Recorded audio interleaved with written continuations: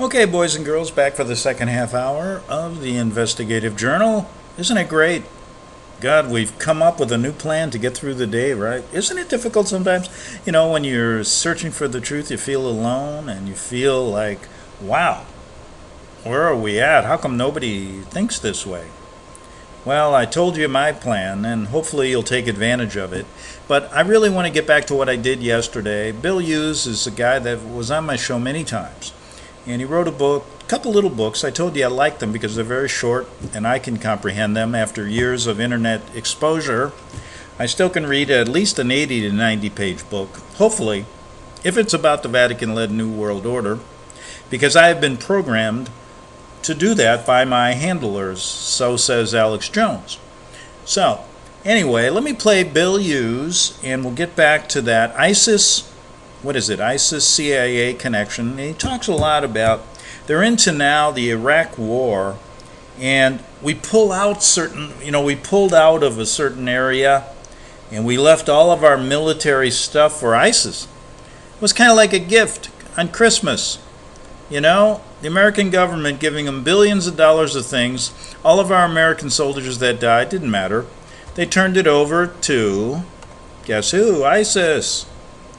Yeah, it was our gift to them. You know, who leaves their toys in the living room before they go to sleep? Nobody, except the American government. You get it? When I was a kid, I had to pick up my toys, put them in my toy box, and then go to sleep. But the American government leaves their toys there for ISIS. Here's Bill Hughes. Respect at all, you know. They always made me take the family picture, and that way I wouldn't be in it.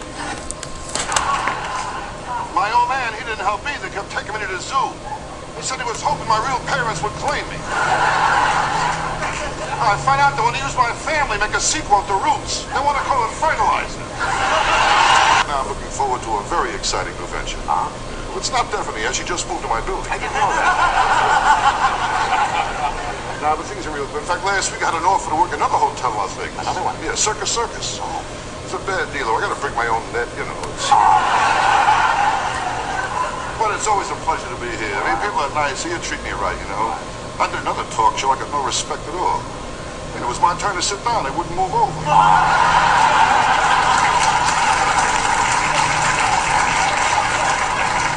I get some rough days, Johnny, rough days. Oh, some days I start drinking early, I'll tell you that. Oh, boy, the other night in Las Vegas, I'll tell you, I got loaded on what I'm doing. I played dice, I lost $1,000. I got even, though. I stole 400 sweet and loaves. Nah, but drinking's bad, Johnny, I tell you. It's not good. I gotta watch my health. That's what's important, health, Johnny, health. Health. I mean, I'm getting old. I'm not a kid anymore. I know I'm getting old. In Vegas, I played a slot machine. 3 prunes came up. You get older, it's tough to get girls, tough. I tell you, John. The best thing to be is bisexual. Then you got a shot at everybody. I'm in bad shape. Drinking, eating, took terrible. My proctologist used to be a photographer. Hey, he took x-rays, told me to bend over and say cheese.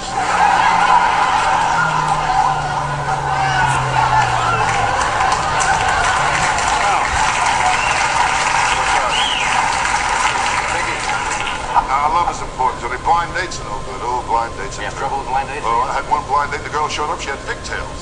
Under her arm. Under her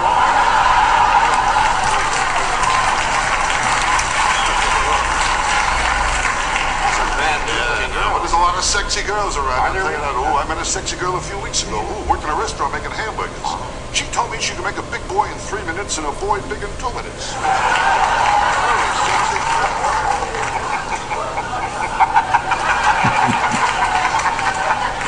Now, you meet girls, though, you can't believe him. You can't believe him. Of course not. I was with one girl, she said, I don't do this normally. I said, it's all right, but a little weird myself, you know. You gotta have the right woman, boy. That's the answer, the right woman. You make love to the right woman, Johnny, it's beautiful, beautiful. I mean, the last time I made love to my wife, it was ridiculous. Nothing was happening. I looked at her, I said, what's the matter? Can't you think of anyone either?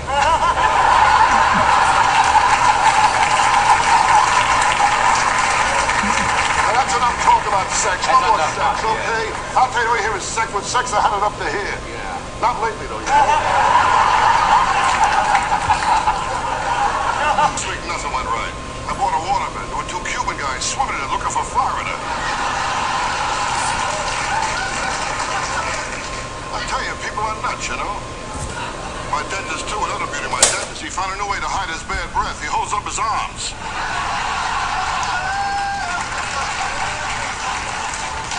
I tell you, I mean, there's wise guys.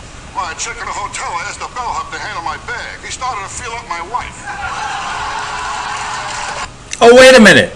Wait a minute. That's not Bill Hughes. No. That's Rodney Dangerfield. My God, I haven't listened to him in a long time. You know, I guess we all needed a couple laughs. All right, let's take a poll. For 5 minutes, who do you want to listen to? Bill Hughes and the Vatican-led New World Order, or a few of Rodney Dangerfield's best one-liners? He's not around anymore. I remember one time, I'm going to tell you a story. I lived in New York for a while. Drove one of those hansom cabs. Boy, I'll tell you, it was the best paying job I ever had. And I used to drive around the city looking at, I didn't know New York, and I had the beautiful opportunity to see it from a horse's carriage. Oh boy, could I tell you stories. But anyway, we used to get off like 2 or 3 in the morning. And one morning I went over to Rodney Dangerfield's nightclub. You know, have a little breakfast. And there he was, 3 in the morning, giving a little show. And it was damn good. Well, let's listen to Rodney for a few minutes, just to get a few laughs, to charge our batteries here for Bill Hughes, because we got to get back to that serious stuff. Why the world's coming to an end. I tell my wife I can never relax, you know? I told her our kid is spoiled. She told me a lot of kids smell that way. She's a lousy cook, too. She can't cook at all. I leave dental floss in the kitchen, the roaches hang themselves. My wife, she don't go for me either. I'm not a good-looking guy. Well, Halloween, I open the front door, kids give me candy. Well, you kidding? I know I'm ugly. My dog found out we look alike. He killed himself. Yeah, I was an ugly kid, too. My old man took me to the zoo. The guy at the gate thanked him for returning me. Yeah, I was a very ugly kid. Every time my old man wanted sex, my mother showed him my picture.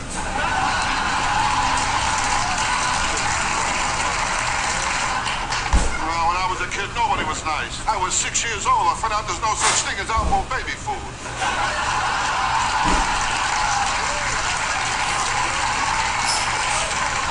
I mean, nobody was nice. My mother never breastfed me. She told me she liked me as a friend. I mean, I had her rough. Well, I told my old man I'm sick and tired of running around in circles. He got mad. He nailed down my other foot. I mean, that's the story of my life. No respect. I don't get no respect at all.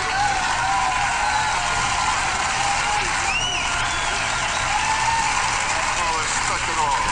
Well, when I was born, the doctor told my mother I did all I could, but he pulled through anyway, you know?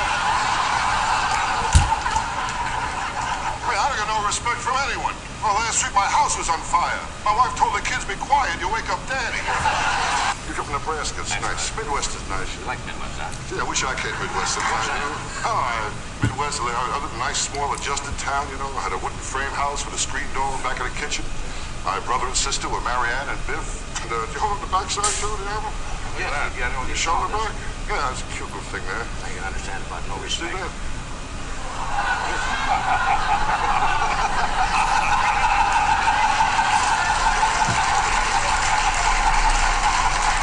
And it's tough to, you know, lose weight when you're jumping around a bit, you know.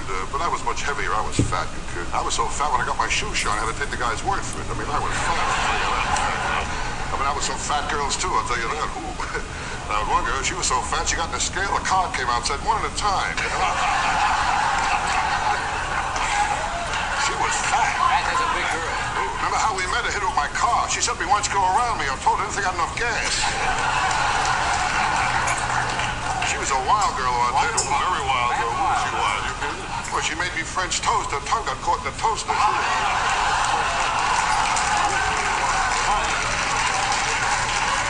Now, but I'll tell you, too skinny's no good eating. There he is, Rodney Dangerfield. And maybe, you know what? Oh, he's back. A guy died in my block last week. Was he skinny? Skinny, huh? He was so skinny, the funeral had one pallbearer, a waiter. Yeah, but skinny's but... Well, he's basically, I think that's enough for Rodney. We got enough laughs. Don't we, why don't we go back to Bill Hughes, okay? We can do that. Yes, we can. Bill Hughes. Come on, Bill. Come on. Let's talk about the Vatican-led New World Order, why don't we? I'm waiting for Bill Hughes. Bill Hughes is on the phone. Come on, Bill. No, he's on the internet. On a video he did, which makes my job really easy, doesn't it? I don't have to do anything anymore. I used to have to call people, set up interviews, and go through all the garbage when the internet didn't work, like it isn't working now. Some things never change. Okay, here we go. Like I said, I keep all my promises. Yes. If you ever meet someone who says that, don't believe them. No one in the history of the world has ever kept all his promises or her promises.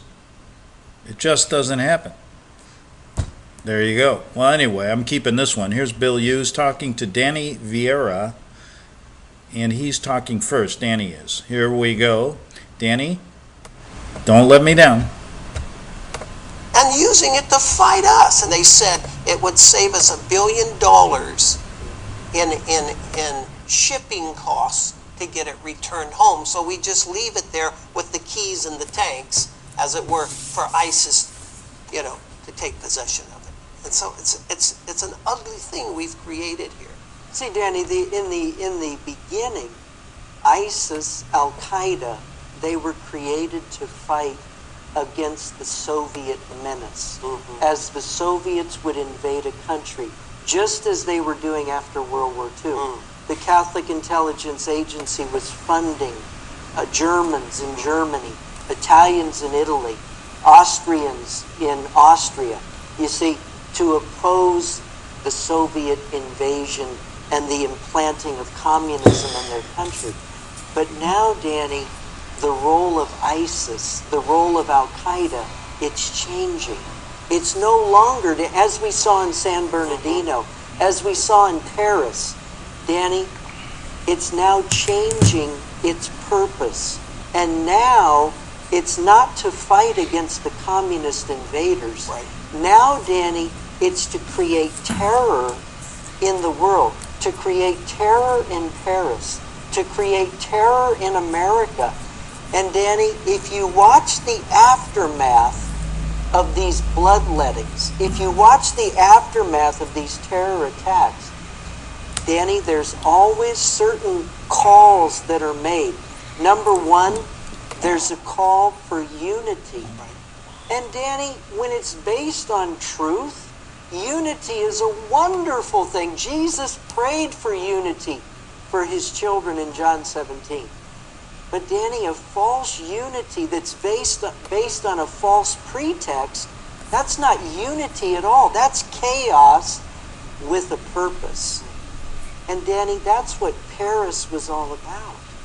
It was to create a false unity to go after a false enemy.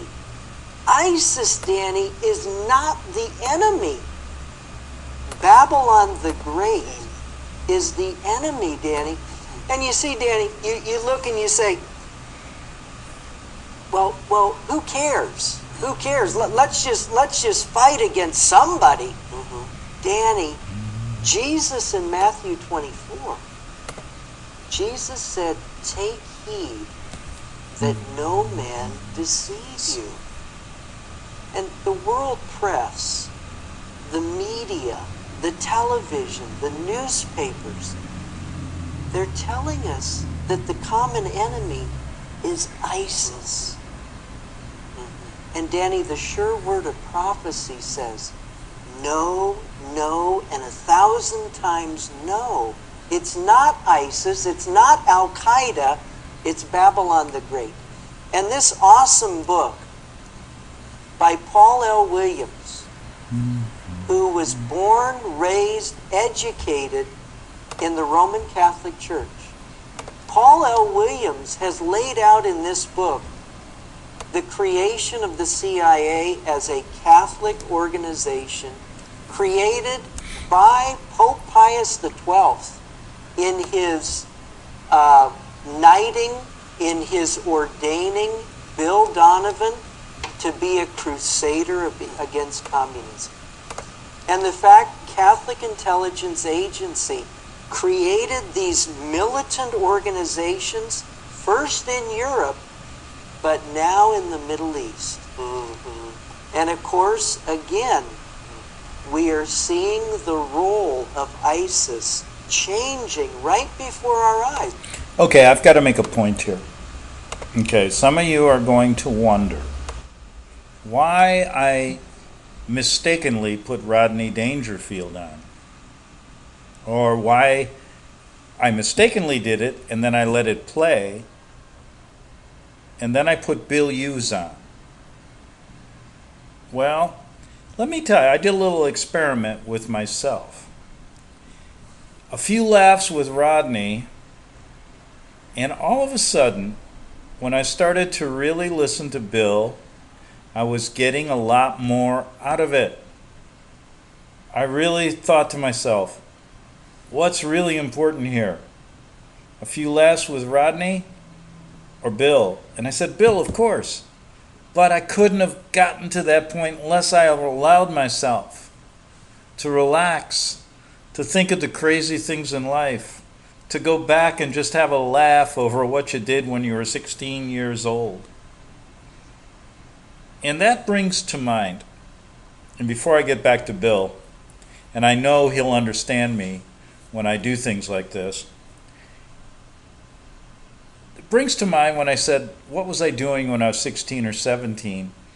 And if you follow what's going on in Washington, we have a Supreme Court nominee who's being raked over the coals because he supposedly was at a party when he was 17 years old, again at Georgetown Prep. And, oh boy, if you know anything about these guys, this is Jesuit perfection. And they got us worried about him. Some girl comes up and says, 38 years ago, he groped me. So now the whole world is wondering why America can't put a Supreme Court justice on.